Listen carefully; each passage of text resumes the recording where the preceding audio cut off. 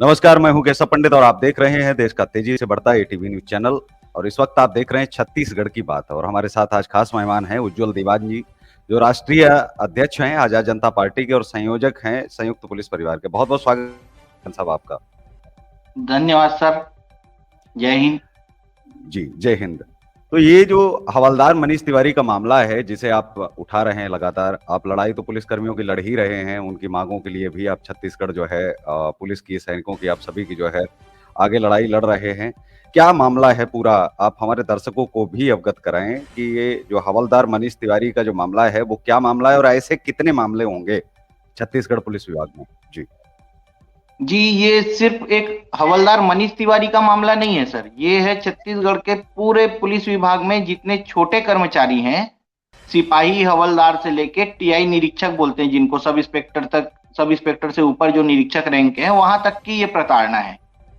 दिक्कत ये होता है कि जो बड़े अधिकारी होते हैं वो नीचे लेवल के कर्मचारियों की बात नहीं सुनना चाहते हैं।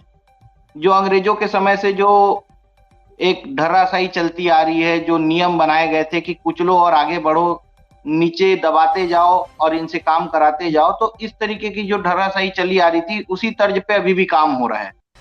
हवलदार जी मनीष तिवारी 2019 से लगातार प्रताड़ित हो रहे हैं।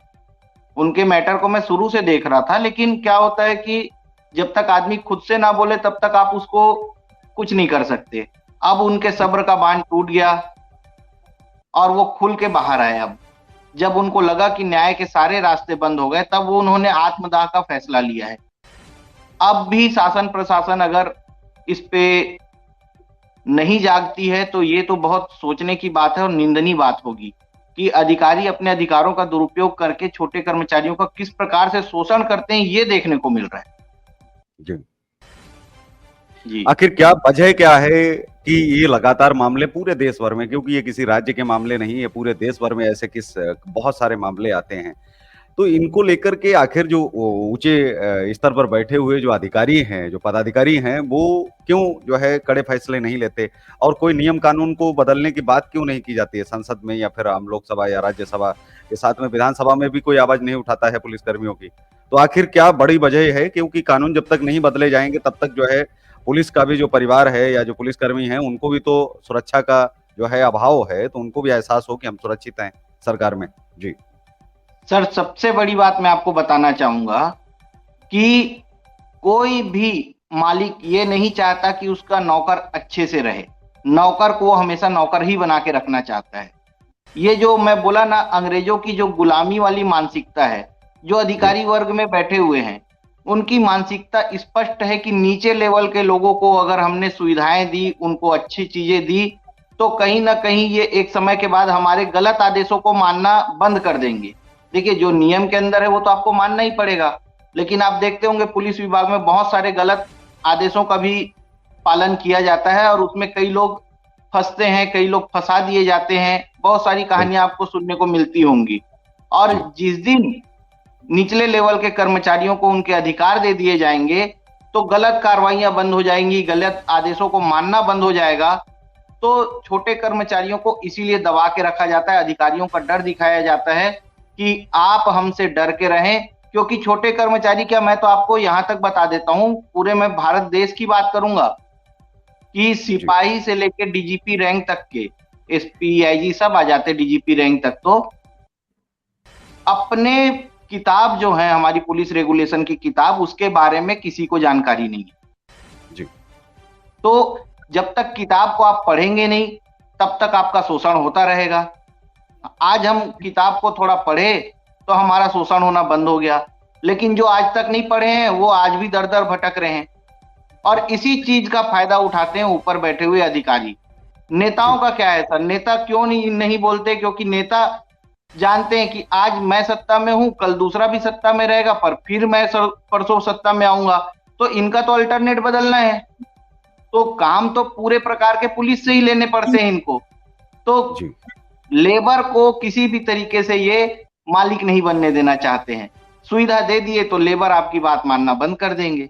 और ये मैं बताना चाहूंगा, पुलिस विभाग की बात कर रहा हूं मैं, पुलिस विभाग के द्वारा लिखा गया कोई भी कार्रवाई माननीय न्यायालय में चलता है और माननीय सुप्रीम कोर्ट तक के उसमें बहस होती है, चाहे पुलिस विभाग का हवलदार ही क्यों ना लिखा रहे उस बात को। जी।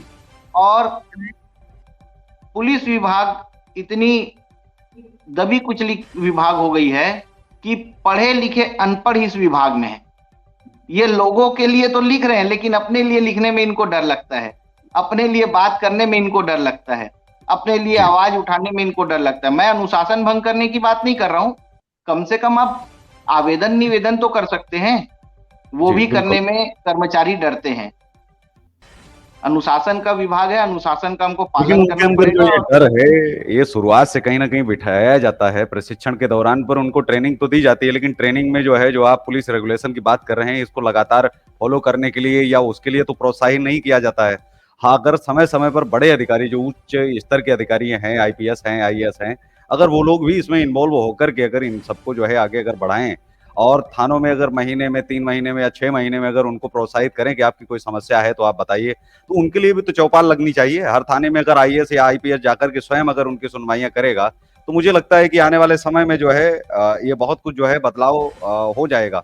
जी, सर, आईपीएस और आईएएस ही तो सबसे ज्यादा नियम तोड़ते हैं, शासन जी। को सबसे ज्यादा नुकसान तो यही पहुंचाते हैं। तो ये क्यों चाहेंगे कि ये जागरूक हो जाए इनसे नीचे वाले? नहीं, मैंने तो इस बार जो है आईएएस कोचिंग सेंटर जो चल रहे हैं, हमारे दिल्ली में भी इसको जी। आईएएस कोचिंग सेंटर बंद हुए, उसमें हमने विकास दिव्य कीर्ति को भी घेरा था। इस बात को लेकर कि आप संविधान को रौंद करके आप खुद नियमों को ताक पे रख रहे हैं और आप आईएएस की कोचिंग सेंटर आप चला रहे हैं। तो क्या जो है आपके यहाँ से जो आईएएस निकलेगा उससे क्या उम्मीद हम कर सकते हैं कि वो राष्ट्रभक्त बनेगा? क्योंकि आप स्वयं तो संविधान को आप तोड़ रहे हो, कानूनों को आप जो है ताक पर रख रहे हैं।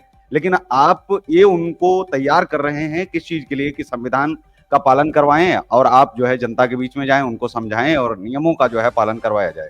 तो ये जो तैयारी जो होती है कहीं न कहीं अब सोची समझी जो है एक तरह से अभी तक तो अंग्रेजों के समय तो षड्यंत्र था, एक पुलिस जी। विभाग। लेकिन आज के समय तो हम स्वतंत्र हैं, अब तो षड्यंत्र से बाहर हम लोगों को आ जाना चाहिए और इसमें जो है कहीं न कहीं जनता और पुलिसकर्मी दोनों ही जो है पिछते हैं। और उसकी सर, जो छवि इसीलिए है वो तो पूरे देश में देख ही रहे हैं कि छवि को लेकर के अगर बात की जाए तो लोग सेना में देखिए ना, सेना पर लोगों का जी। ट्रस्ट है। पुलिस को लेकर के बांग्लादेश में क्या हुआ? हम सब जानते हैं कि उन्होंने अपने बड़े अधिकारियों की बातें मानी और वो जैसे अधिकारी कहते रहे वैसे चलते रहे और आज जो है एक ट्रस्ट हट गया। बांग्लादेश के अंदर जो है पुलिसकर्मी कहीं आपको नज़र नहीं आएगा। तो ये जो चीज़ें हैं, इन चीज़ों में जो है कहीं न कहीं सरकारों को भी दखल जो है देना चाहिए और उनको समझना होगा कि अगर देश का विकास अगर हमें करना है, राष्ट्र का विकास अगर करना है, तो हमको राष्ट्रभक्त केवल जनता को ही नहीं बनाना है, हमको हर विभाग को बनाना है, हर व्यक्ति को बनाना है। जी, सर, तो जनता को कुचलने के लिए तो पुलिस का उपयोग किया जा रहा है, दिक्कत ये हो रही है ना। तो कहीं ना कहीं डेवलपमेंट से यही चीजें रोक रही हैं। जी, अगर मैं चाह रहा हूं, अभी मैं बहुत सारे आवेदन निवेदन किया हुआ हूं और मैं चाहता हूं जैसे फॉरेन पॉलिसीज हैं पुलिस के लिए, जी, वैसी पॉलिसी आप क्यों नहीं ला पा रहे हैं अपने देश में? वैसा कोई जी, नियम क्यों नहीं ला पा रहे हैं? करप्शन की बात करते हैं तो टॉप 5 करप्ट विभाग में भी पुलिस विभाग नहीं आता सर, मैं आपको बताना चाहूंगा इंडिया में। लेकिन पुलिस विभाग को ही आप जनता से जाके पूछेंगे तो वो सबसे ज्यादा करप्ट बताती है। बिल्कुल। कारण क्या है कि हमारी जो मानसिकता बन गई है पुलिस के प्रति, चाहे समाज जी, में बोले चाहे क्षेत्र में बोले, तो पुलिस कहीं ना कहीं यहाँ पे एक बार फंस जाती है। एक्चुअली क्योंकि वो दिन जो भर जनता के बीच में बनी रहती है और ट्रस्ट इसीलिए नहीं आ पा रहा है क्योंकि जो सत्ता में बैठते हैं वो इनका दुरुपयोग करते हैं। और पढ़े लिखे अनपढ़ पुलिस वाले, इसीलिए मैं बोल रहा हूं कि जी, आप दूसरों के लिए कागज में बहुत जोर से लिखते हैं लेकिन अपनी पढ़ाई को आप नहीं करते हैं। तो कहीं ना कहीं जब तक पुलिस खुद जागरूक नहीं होगी, जो नीचे लेवल के कर्मचारी हैं वो जागरूक नहीं होंगे, तब तक जी, उनका शोषण होता रहेगा। और जो हुँ, बड़े अधिकारी हैं वो कभी नहीं चाहेंगे कि नीचे लेवल से आपको ऊपर लेवल तक के ले जाया जाए या आप ज्यादा जानकार हो जाएं। तो जब अधिकारी नियम तोड़ेगा तो नीचे का कर्मचारी बोलेगा कि सर यू आर रॉन्ग, तो वो नहीं मानेंगे फिर। जी, दिक्कत यहाँ पे आती है ना सर, कि आप गलत हैं तो अपनी गलती कोई नहीं दिखाना चाहता। शासन जी, को करोड़ों रुपए का नुकसान पहुंचाते हैं ये अधिकारी, मैं तो देख रहा हूं, मेरे पास तो प्रूफ भी है। लेकिन जी, शासन भी उनके ऊपर कार्रवाई नहीं करती। अभी मैं अपने छत्तीसगढ़ की बात करता हूं सर, कि एक हुँ, छोटे कर्मचारियों के अभी मेरे देखते में अभी जल्दी जल्दी में 3-4 घटनाएं हो गई छोटे कर्मचारियों के ऊपर एक्शन होते। जी, अभी हमारे यहाँ 2 साल पहले 22 जवान शहीद हो गए थे बीजापुर में, आपको जानकारी होगी। हुँ, बहुत बड़ी घटना हुई थी, नक्सल घटना। 22 जी, जवान शहीद हो गए थे। उसकी जिम्मेदारी किसी ने नहीं ली, किसी के ऊपर कोई कार्रवाई नहीं हुई, कोई अधिकारी के ऊपर कार्रवाई नहीं हुई। लेकिन अगर छोटी मोटी लेकिन कोई अगर उसकी कार्रवाई, निष्पक्ष जांच अगर हो जाती तो मुझे लगता है बहुत सारे जो है जो उच्च ऊंचे पदों पर जो बैठे पुलिसकर्मी हैं, तमाम पुलिसकर्मियों का सस्पेंशन भी होता और शायद उसमें बिल्कुल और सर। भी बहुत निकल निकल सकता था। लेकिन जो आपने एक बड़ी बात अच्छी कही कि अन्य विभागों का जो भ्रष्टाचार है वह पुलिस के मुकाबले बहुत ज्यादा है। जैसे पीडब्ल्यूडी अगर हम ले लें तो इसमें बहुत ज्यादा करप्शन है। लेकिन हम उस तरफ नहीं जा पाते हैं क्योंकि वह जनता के बीच में नहीं रहते हैं, हमें वहां जाना पड़ता है। लेकिन जो हमारे जो पुलिसकर्मी हैं वह जनता के लिए ही दिन रात उनके सामने रहते हैं। तो हमें जो सामने जो दिख रहे हैं 24 घंटे दिख रहे हैं, हम उनको ज्यादा सबसे पहले जो है ले लेते हैं। ये बात बिल्कुल सही है।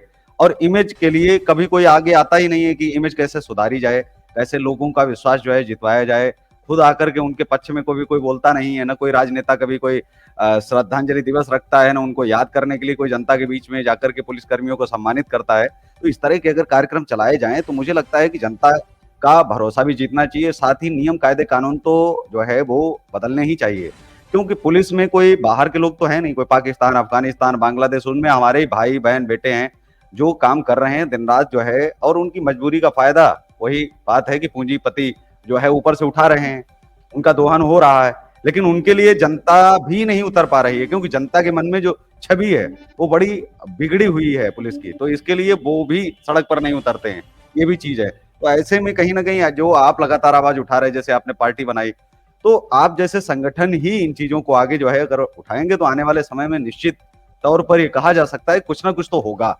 भले ही बदलाव की एक छोटी सी आपने चिंगारी जलाई है, लेकिन ये आगे जाकर के बहुत बड़ा एक जो है रोल अदा करेगी और ये बड़ी भूमिका जो है कहीं ना कहीं जो है बनाएगी भी। जी बिल्कुल सर, क्योंकि छोटे छोटे प्रयासों से ही बदलाव संभव हो पाता है। शुरुआत हम लोगों जी, ने मिलकर कर ली है और आने वाले समय में इसका बहुत अच्छा पॉजिटिव रिजल्ट आपको देखने को मिलेगा। क्योंकि जब जी, तक जनता के सामने जो प्रताड़ना है पुलिस की, जो पीड़ा है पुलिस की, जो दर्द है पुलिस का, वो नहीं दिखेगा, तब तक जी, जनता भी उस चीज को नहीं समझ पाएगी कि जिस पुलिस विभाग से जनता डरती है, वो खुद पुलिस विभाग के कर्मचारी इतने डरे हुए हैं कि वो अपना दर्द भी किसी को नहीं बता सकते। कम से कम जनता के पास ऑप्शन तो है कि वो कहीं जाके बता ले, लेकिन पुलिस स- विभाग के कर्मचारी अपना दर्द नहीं बता पा रहे हैं। अगर वो बोला जाता है कि आप अपने अधिकारियों से अपनी पीड़ा बताइए, जिन अधिकारियों के पास पीड़ा बताने के लिए जाना है हमको, पुलिस कर्मचारियों को, वो खुद ही पीड़ा देने वाले हैं, प्रताड़ित करने वाले हैं, तो दर्द कहां से खत्म होगा। ये सब जो दिक्कतें हैं, जनता को भी इन चीजों को समझना पड़ेगा और साथ में आना पड़ेगा। आज तो हम छोटी सी मुहिम चला रहे हैं, लेकिन आने वाले समय में बिल्कुल इसका जन सैलाब आपको देखने को मिलेगा। और एक समय ऐसा आएगा कि जनता और पुलिस मिलकर ये जो भ्रष्टाचारी हैं, जो करप्ट है, उनको उनके अंजाम तक पहुंचाएंगे। अच्छा, मीडिया एक बड़ा रोल अदा करती है, वो भी आवाज उठाती है जनता की ही, और जनता के लिए पुलिस भी बनी है।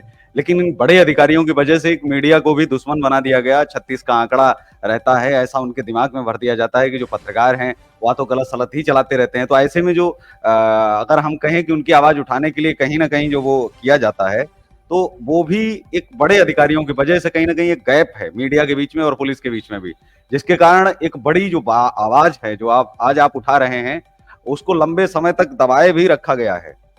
तो वो गैप जो है भरने का प्रयास धीरे धीरे हो पाएगा, लेकिन प्रयास तेज करना होगा और पुलिस कर्मियों को भी आगे आना पड़ेगा। जैसा आपका आह्वान है कि उनको पुलिस रेगुलेशन पढ़ना होगा और उसके हिसाब से चलना होगा। बाकी हम सब हैं। जी, जी, मीडिया के साथ सर दिक्कत ये आती है कि बहुत सारे हमारे पत्रकार बंधु हैं जो निष्पक्ष पत्रकारिता करते हैं, लेकिन वर्तमान में कुछ ऐसी स्थितियां भी बन गई हैं जो अब मैं बोलना नहीं चाहूंगा। नहीं तो नहीं, मैं समझ सकता जो हूँ। देखिए जो उसमें तो मैनेज बोलना भी चाहिए। जी, जी, जो मैनेज होके पत्रकारिता हो रही है ना, कि इस बात को दबा दो और इस बात को उठा दो, वो जी, नहीं होना चाहिए। जो चीजें आपके सामने प्रत्यक्ष है, पत्रकारिता को चौथा स्तंभ बोला गया है भारत देश का, जी, तो वो जो चौथा स्तंभ है, अगर निष्पक्ष होकर अपनी बात को नहीं रखेगा, तब तक जनता के सामने सत्य नहीं आएगा।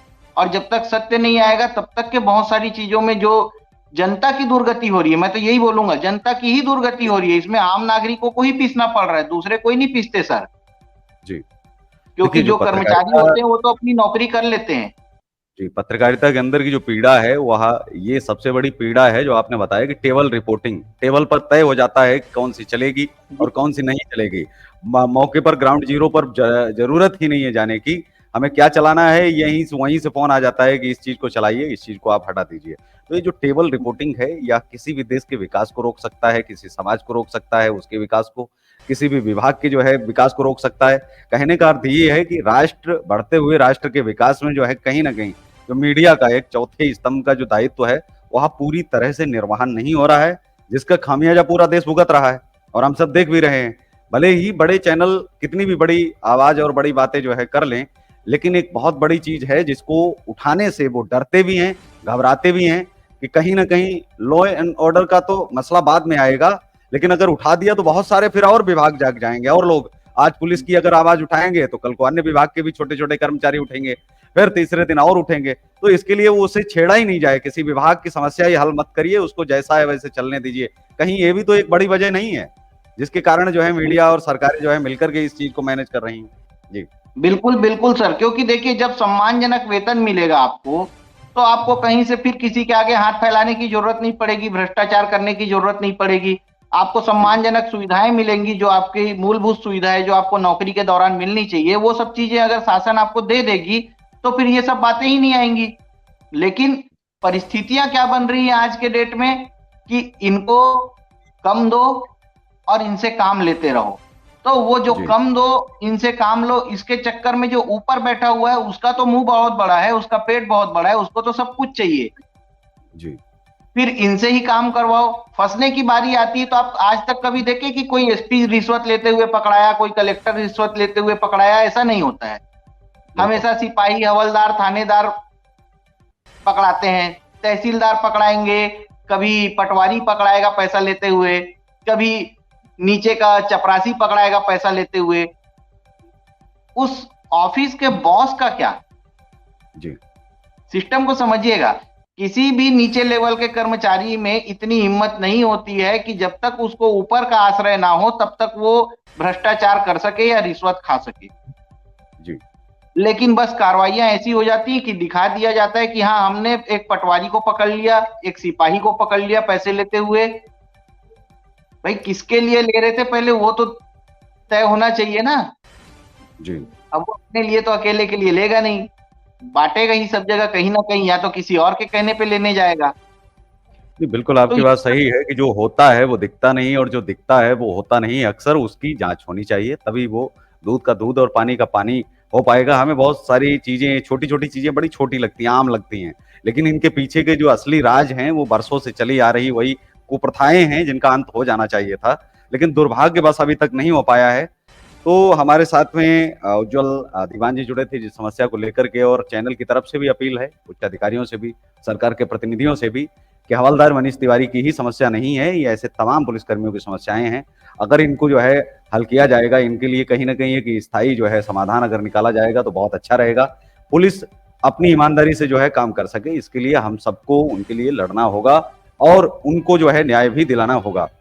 तो आज के इस कार्यक्रम में बस इतना ही, हमें दीजिए इजाजत, नमस्कार, और आप देखते रहिए देश का तेजी से बढ़ता एटीवी न्यूज चैनल। जय हिंद, वंदे मातरम।